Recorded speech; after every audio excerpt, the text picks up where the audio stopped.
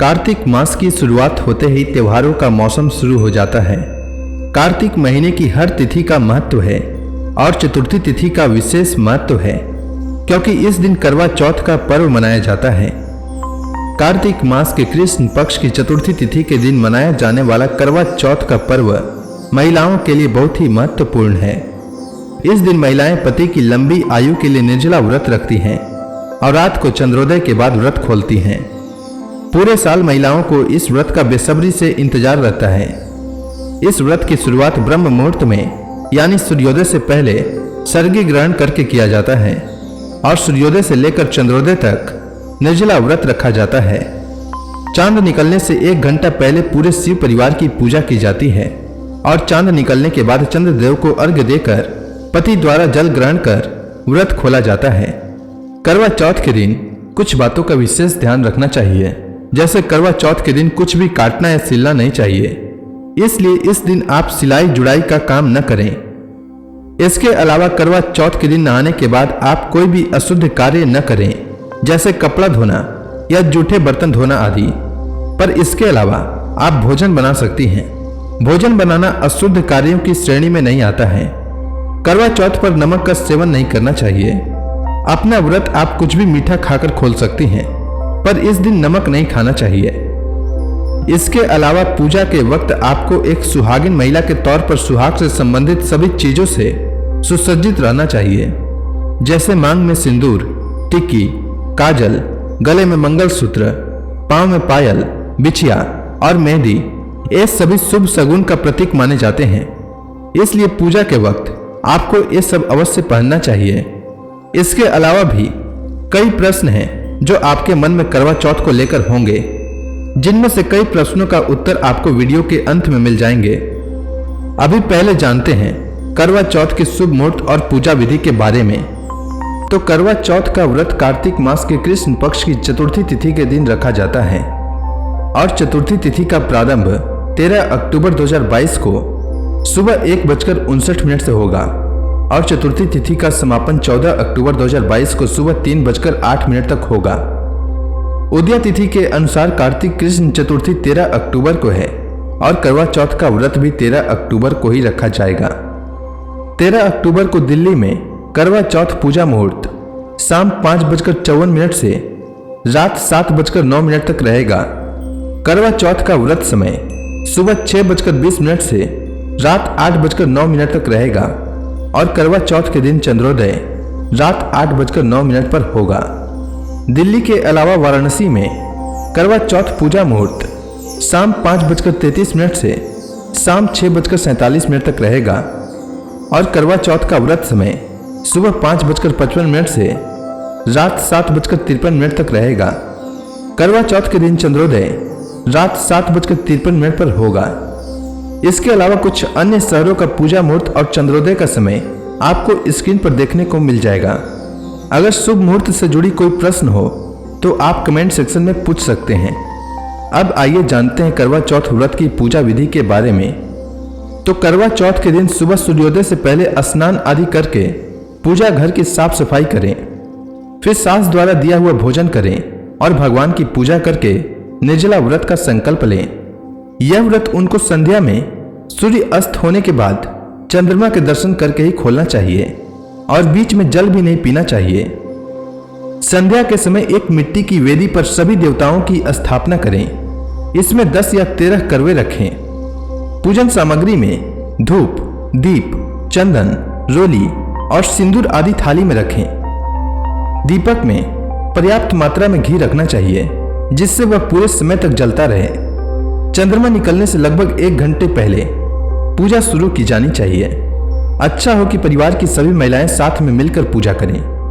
करवा चौथ के पूजा के दौरान करवा चौथ व्रत कथा अवश्य श्रवण करना चाहिए। कथा श्रवण के बिना व्रत अपूर्ण माना जाता है, इसलिए कथा का श्रवण अवश्य करें।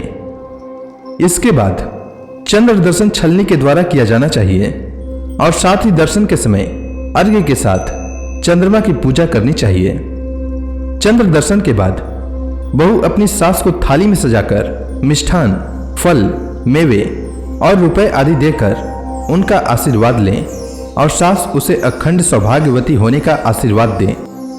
आइए जानते हैं करवा चौथ से जुड़ी अक्सर पूछी जाने वाली सवाल। पहला सवाल जो अक्सर महिलाओं को परेशान करता है कि क्या पीरियड के वक्त उन्हें करवा चौथ का व्रत रखना चाहिए या नहीं। तो हाँ, आप पीरियड के वक्त व्रत रख सकती हैं, पर पीरियड के समय किसी भी धार्मिक सामान को छूना नहीं चाहिए। अगर किसी मंत्र का जाप करना है तो आप मन में मंत्रों का जाप कर सकते हैं। यदि सच्ची श्रद्धा हो तो मन में भी मंत्रों का जाप करके व्रत का संपूर्ण फल पाया जा सकता है। इसके अलावा आप कथा का श्रवण कर सकते हैं। दूसरा सवाल कि क्या पुरानी चलनी या छन्नी का इस्तेमाल कर सकते हैं या नहीं। तो हाँ, इस दिन आप चंद्रमा को अर्घ देने के लिए पुरानी चलनी या छन्नी का इस्तेमाल कर सकती हैं, बस वह साफ और धुली हुई होना चाहिए। तीसरा सवाल जो अक्सर लोग करते हैं कि करवा चौथ पर सास बहू को क्या देती हैं। तो करवा चौथ पर सास अपनी बहुओं को सूर्योदय से पहले सरगी देती हैं। इस सरगी की थाल में मिठाई, मठरी, मेवे, फल, कपड़े, गहने और पूड़ी व सेवई होती है। चौथा सवाल कि करवा चौथ पर सास को क्या दें। तो करवा चौथ पर महिलाएं व्रत खोलने के बाद अपनी सास को करवा, मीठे पकवान, कपड़े व सुहाग से जुड़ी वस्तुएं देती हैं, जिसे बायना भी कहा जाता है। पांचवा सवाल कि अगर सास ही नहीं है तो बायना किसे दें। तो ऐसे में आप अपने से बड़े किसी स्त्री को दे सकते हैं जिन्हें आप सास के समान मानती हैं, या किसी ब्राह्मण की पत्नी यानी ब्राह्मणी को भी दे सकते हैं। छठा सवाल कि करवा चौथ की रात को पति पत्नी क्या करते हैं। तो करवा चौथ को पत्नी पूरे दिन व्रत रखने के बाद शाम को चंद्रमा के दर्शन कर अर्घ्य अर्पित करती हैं। इसके बाद पति करवा से पत्नी को पानी पिलाते हैं और फिर कुछ खिलाकर उनका व्रत तोड़ते हैं। सातवां सवाल कि क्या करवा चौथ का व्रत बीच में छोड़ फिर अपनाया जा सकता है।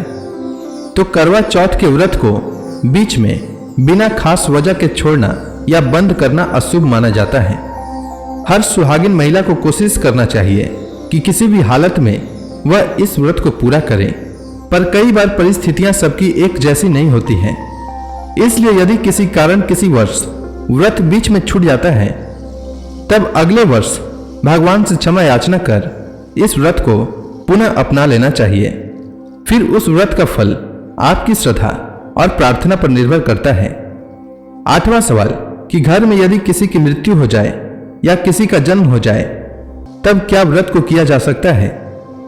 तो जैसा कि हमने पहले बताया कि इस व्रत को करने के नियम बहुत कठिन होते हैं, इसलिए किसी भी सुहागिन महिला के द्वारा यह व्रत बीच में छोड़ा नहीं जा सकता है।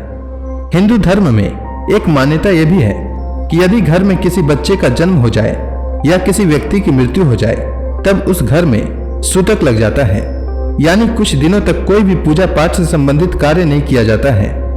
उस परिस्थिति में भी आपको व्रत को करना ही है। हाँ, आप पूजा पाठ को छोड़ व्रत के बाकी सारे नियम का पालन अवश्य करें।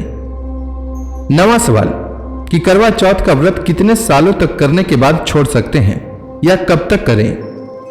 तो जैसा कि हम सब जानते हैं कि हर व्रत को उसके उद्यापन के बाद समाप्त किया जा सकता है, पर करवा चौथ का व्रत सुहागिन महिलाएं उद्यापन के बाद भी करती हैं और इसे किया जाना भी सही माना गया है। पर यदि शरीर साथ न दे तो आप कम से कम करवा चौथ का व्रत 12 या 16 साल तक जरूर करें। उसके बाद आप उद्यापन कर इस व्रत को छोड़ सकती हैं। अंतिम सवाल कि यदि करवा चौथ का व्रत बीच में छूट जाए या आप व्रत करने की स्थिति में न हो तो क्या करें। तो करवा चौथ का व्रत नियम बेहद कठिन माने जाते हैं। इस व्रत को बीच में छोड़ा या बंद नहीं किया जा सकता है, लेकिन यदि आप गर्भवती हैं या बीमार हैं या फिर आपका शरीर साथ नहीं दे रहा है, तब उस परिस्थिति में आपका भूखा प्यासा रहना सही नहीं है। आप खुद को और अपने बच्चे को दोनों को नुकसान पहुंचा सकते हैं। ऐसी परिस्थिति में उस महिला के पति को एक निर्जला व्रत करना चाहिए और शाम के समय पत्नी के हाथों भगवान की पूजा करवा सकते हैं या पूजा सामग्री को पत्नी से स्पर्श करवाकर खुद पूजा कर सकते हैं। लेकिन यदि आप बीमार हैं तब भी आप इस व्रत को करना चाहते हैं, तब चाहे तो इस दिन फल का सेवन करके भी व्रत को पूर्ण कर सकती हैं। तब भी ये व्रत आपके लिए निर्जला व्रत ही माना जाएगा। इस बात का विशेष ध्यान रखें कि अगर आप बीमार हैं तभी आप फल का सेवन करके इस व्रत को कर सकती हैं। अगर आप बीमार नहीं हैं, आपका शरीर साथ दे रहा है, तब आप निर्जला ही व्रत को करेंगे। उम्मीद है आपको करवा चौथ व्रत से जुड़ी जानकारी अच्छी लगी होगी। अगर आपको कुछ पूछना है तो आप कमेंट सेक्शन में पूछ सकते हैं।